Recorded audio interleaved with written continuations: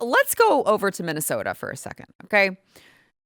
Sometimes there are things in life that are so broken, they just need a hard reset, right? Like it just needs a clean slate, hard reset. We've been saying that about the H-1B visas, right? Like we just have to just shut it all down until we can reset and come back correctly. And I got to make the case that Minnesota at this point is like beyond saving. It needs a hard reset. It needs a hard reset. And I'm sorry to the conservatives who are still stuck in Minnesota. If that is you, I'm sorry. I won't call for the whole state to implode, I guess, but that would be a hard reset. I don't know what I'm saying. It'd be one of the ways. But when you look at the headlines coming out of the state, you start thinking more and more like this just may be irredeemable at this point, this entire state. I don't know what like mind rot has gotten into it. I don't know if it's in the water. I don't know what exactly it is that's gotten into the state of Minnesota, but you guys are going to need a hard reset, shut down until we can figure out what the hell is going on. I want to start with Nasra Ahmed. You may be thinking to yourself, who the hell is Nasra Ahmed? Well, let me give you a more appropriate way of describing her. She's the bananas and rice lady. So I'm Somali. I'm proud to be Somali. To me, being Somali isn't just eating bananas with rice. Okay, what is it? It's a lot. It's like What?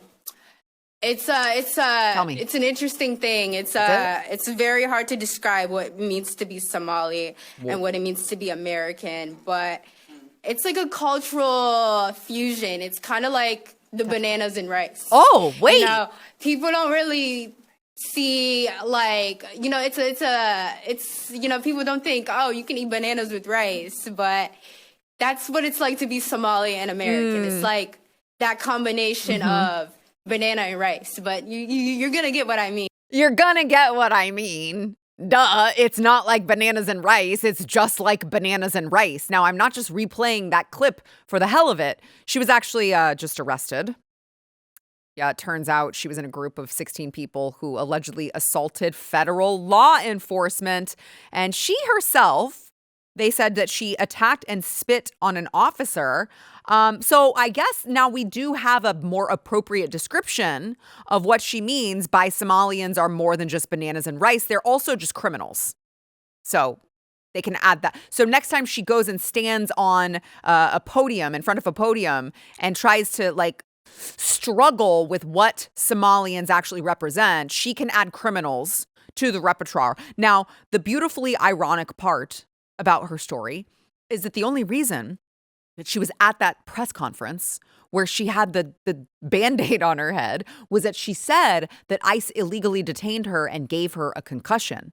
Now, she also went to the extent of like trying to fundraise $20,000 for medical bills. Now, I'm not sure how one Band-Aid costs $20,000. I'm pretty sure I've never had a concussion, so you guys correct me if I'm wrong. I feel like it's not just like a simple Band-Aid. I'm not sure that the Band-Aid is really selling the concussion. And again, if you could just explain to me why the Band-Aid cost $20,000. Oh, that's right. Maybe it was Obamacare. So you've got this chick who's like talking about bananas and rice representing Somalians. And then she's like, please let me fundraise off of my Band-Aid head, my light bulb Band-Aid head. And $20,000 mysteriously don't know where it went. And then you have her actually it turns out she's actually spitting on ICE officers and attacking them. That might be a reason that they would physically confront you back. And then another thing interesting about Minnesota and what's happening is the Ilhan Omar case. You recall, she had the attacker who was like, pew, pew, with the vinegar, apple cider vinegar. I wonder if it was the kind with the mother load. Those of you who are Maha people will understand what I mean. Stephen, do you recognize? I did. Verbiage? I would like to know if it was the high quality with the mother load in the bottle, but I digress, okay?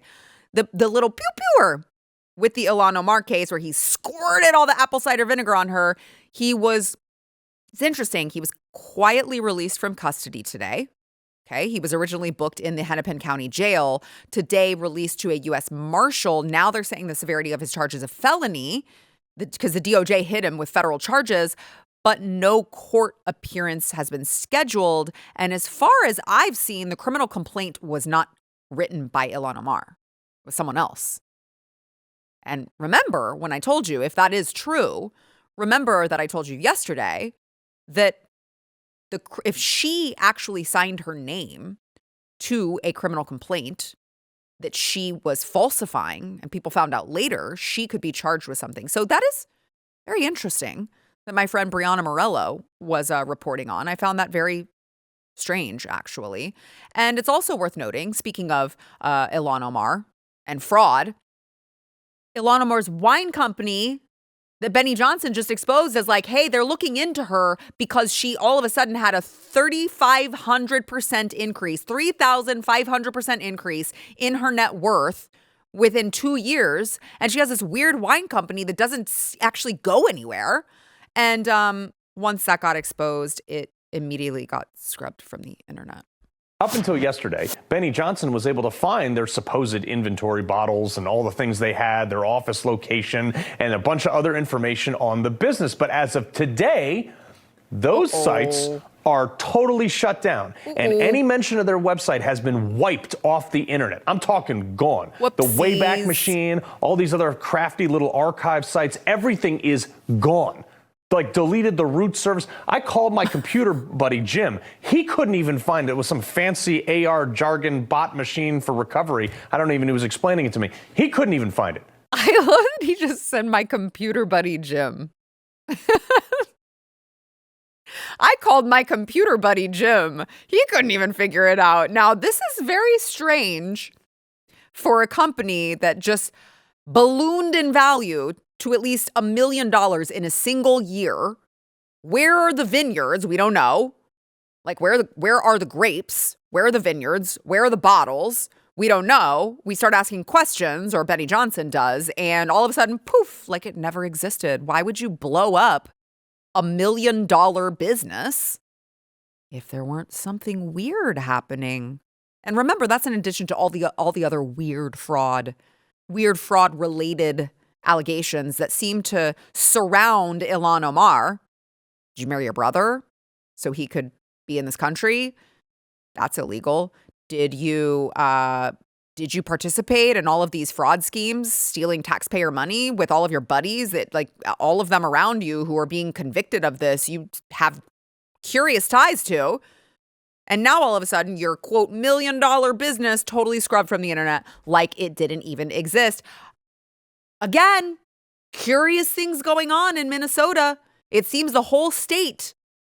I understand you conservatives are going to be like, don't call me irredeemable. You're not. It's just like, what the hell is happening in your state? What the hell is happening in your state? Especially when you consider Minnesota. Remember, Tim Walz dropped out. Well, Minnesota, you guys have a new hero, a new white savior coming to the rescue for all of the Somali fraudsters. Amy Klobuchar has announced a Minnesota governor bid after Walz ends re-election run amid massive fraud scandal. Oh, great. Awesome. Just what everyone was asking for is she couldn't figure out that, like, hey, we're just not that into you at the presidential level. Honestly, she might be the best that they've got in Minnesota. I guess we'll find out. But like, oh, goody, another liberal Karen to screech about not removing the Somali fraudsters and criminals from their community. Great. Now, I will say it might be kind of fun watching all of the moments from her campaign. She had a lot of cringeworthy moments during the presidential campaign. Remember, she launched her campaign in a blizzard. All of the snow. They couldn't figure out how to provide her any sort of cover for the snow. And the president, well, not president then, but now President Trump, like, trolled her epically for it. And she actually went around I don't know if you guys remember this. She went around the campaign trail, and this was like her she had a zinger, guys. It was a crowd pleaser for the Democrats. And this was what she went, stop, all of these stops. She went And this was the epic moment in all of her stump speeches. Watch. He sent out a tweet. He made fun of me for talking about climate change in the middle of a blizzard, and he called me Snow Woman. So I wrote back, hey, Donald Trump, the science is on my side, and I'd like to see how your hair would fare in a blizzard.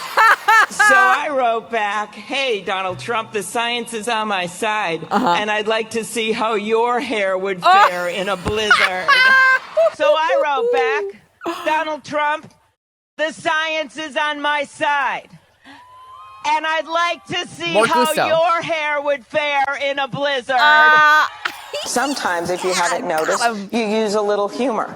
Like when he called me Snow Woman at my announcement in the middle of that thing. I wrote back on Twitter, I'd like to see how your hair would fare in a blizzard. So I wrote back. Gets better and better. Donald Trump. So I wrote back, hey, Donald Trump. So I wrote back. I tweeted back. The science is on my side. And I'd like to see how your hair would fare. And I'd like to see how your hair would fare in a blizzard. How your hair fares in a blizzard. And I'd like to see how your hair would fare in a blizzard. Thanks. Now I want to jump off a building. So I wrote back on Twitter, hey, the science is settled. The science called. It's science. I'd like to see how your hair would fare in a blizzard. Ha! Got him. That's what you're going to have to listen to, Minnesota. This is why that's why I'm telling you it may be irredeemable. Do you want to listen to that? Do you want to listen to that for the entire campaign season? That's why I'm making this case, okay? Now, on top of all of that, the left's new martyr, Alex Pretti. You guys are going to be shocked to hear this. It turns out there was more to the story. It turns out that this lie that the left was peddling, that he was just an innocent, peaceful protester. In fact, did you hear that he was an ICU nurse? He was a hero, actually. Oh, it turns out he wasn't just some peaceful protester after all. There was new footage that was discovered of him. This was 11 days before his death. Look, he just spit on an ICE agent, kicks their vehicle in, the whole light comes off. And then they had to get out and subdue him. Obviously, he's breaking the law. You can see in this footage, he had the gun at that point too. I guess the agents didn't spot it, so there wasn't the chaos knowing that there was an armed individual that was creating a physical altercation with them. Now, there was also another angle with the moments leading up to this where he's quite literally screaming at them to assault him. Watch.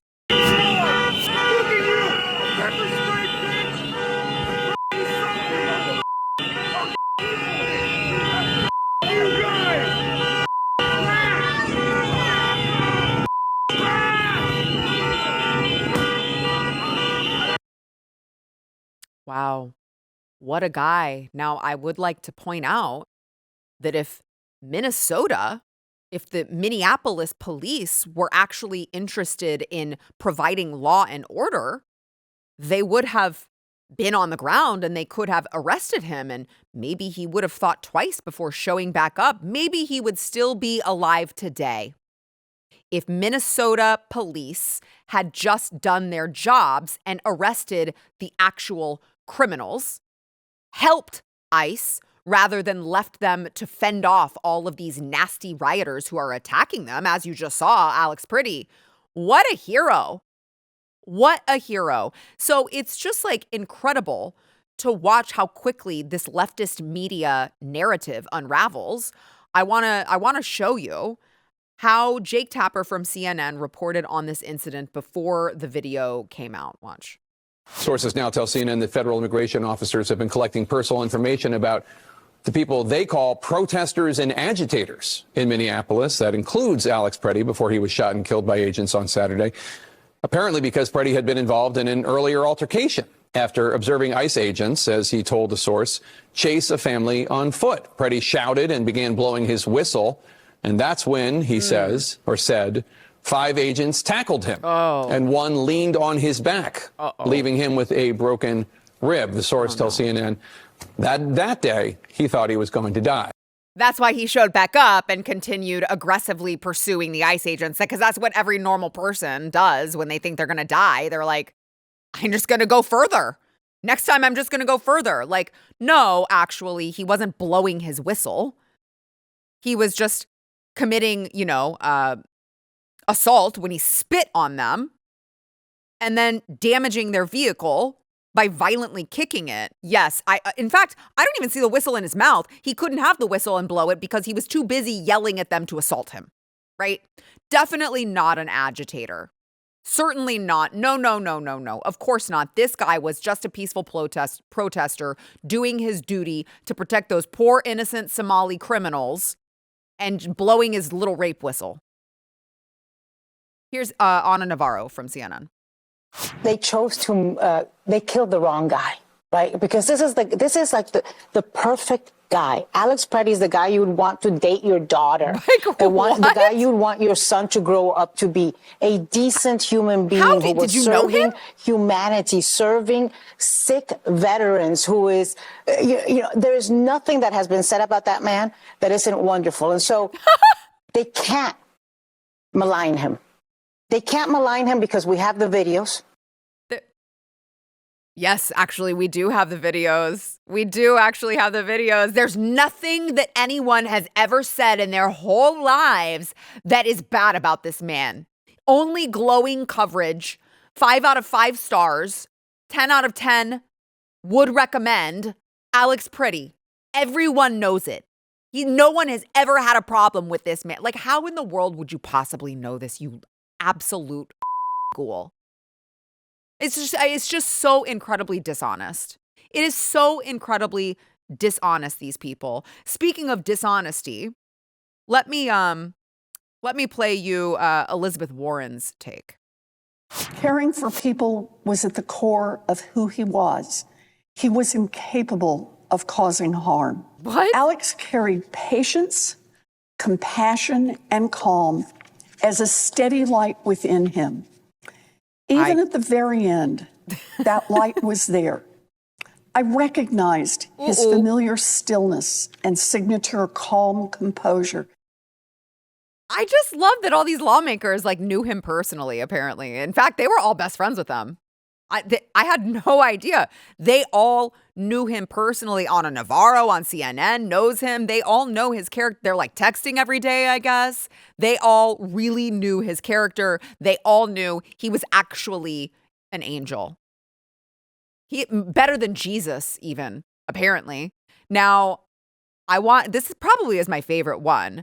They wanted this guy as their martyr so badly. I want you to check out this clip from, I'm never going to call them MS now. It will always be MSDNC for me. In the wake of another killing of a nonviolent bystander by ICE agents in Minneapolis. This time it was 37-year-old Alex Pretti, an ICU nurse who cared for veterans. Donald Trump and his cabinet, his administration, are demanding once again that you not believe your eyes and ears. Fortunately, for the sake of our country and our democracy, Americans in large numbers today are choosing to reject Donald Trump's lies and his administration's lies. Donald Trump is lying. He's telling you not to believe your eye. Please, Donald, they're just full of lies. This man was a 37-year-old ICU nurse. He only loved veterans. He loved everyone. He was all sunshine and rainbows. And Donald Trump is the nasty meanie who's lying, except they were showing an AI altered version of Alex Pretti, and they made him cuter. He looks less deathly. They made him actually a little bit, I don't know, not handsome, but he passes, I guess. They did. I mean, look, he's bigger. He's got more chest. Yeah, he definitely made him more manly looking. Yeah, they didn't want him to go down as a martyr who looked like a gangly little soy boy. So they were like, we'll toughen him up a little bit. We'll give him a nice tan. We'll make him look like he could pass for Grey's Anatomy. It's like, wow, that is offensive. Like, you imagine dying for something and like your own cause thinks you're too ugly to use as a martyr, so they Facetune your picture. That's gotta sting. I don't know, Alex. Let me know. Anywho.